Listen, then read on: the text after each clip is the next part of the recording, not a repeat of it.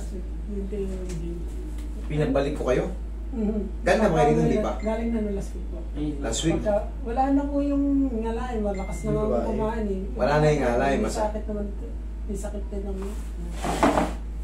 Itong buto na naman. Tapos may konting giwang na lang. Wala na yung masakit. Tapos may konting gewang na lang. Wala na yung alay.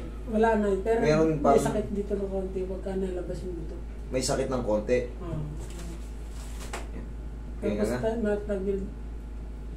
nalinsad ng Sarap. pero kung hindi na kasing lakas nung una. Hindi na kasing lakas ng una. Sige. Dito kayo.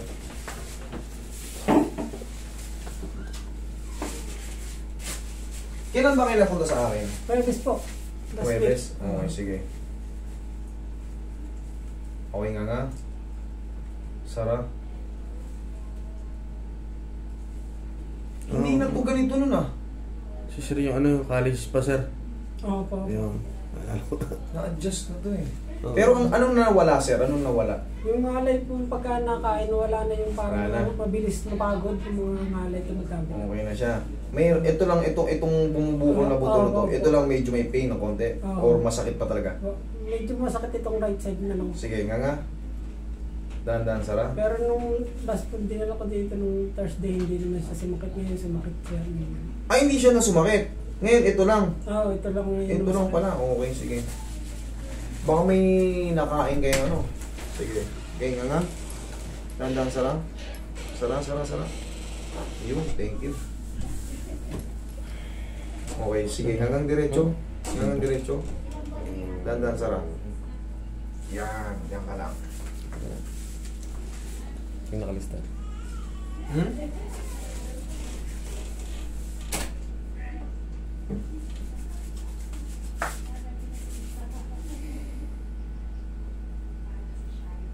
Dire-diretso na yan, sir.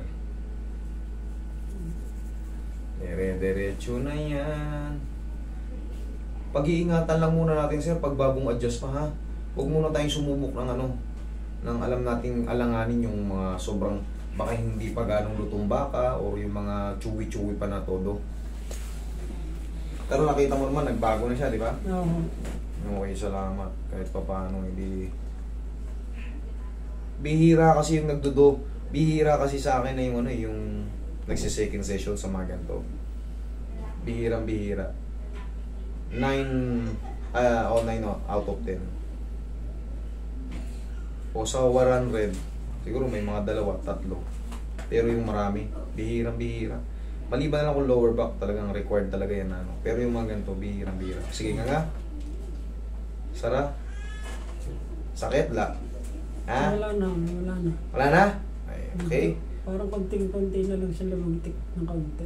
Okay. Pag gano'n sir, mga 2 hanggang 3 araw, wash out na lang siya. Okay? Masad po daw. Ha? Oh, wala.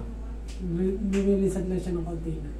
Kunti na lang yun sir. Pag ganyan, pag wala na masakit yan kasi siyempre natagalan na yung pag-ayos. Yung ibang part na pudpud. Kung wala namang masakit, wala na. Okay? Sara? Okay lang po, master, yung naglabas siya. Napudpud na kasi dito sir eh. Okay. Yan na yun, sinagad ko na nga eh. Kumbaga, malalaman mo naman kasi pagka-dislocate siya. Kasi pag hinanga mo, kulang. Pero pag nanganganga mo na walang masakit, sakto lang yan. Napupudpud kasi yung tinatawag nating condyle eh. Tapos gano'n ka nga.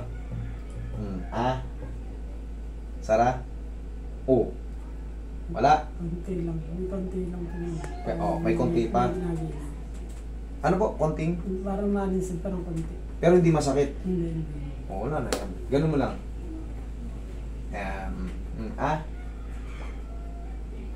Yan, laki. Okay? Tumog. Okay lang yun tayo. Basta walang masakit tayo, okay lang yun. Okay?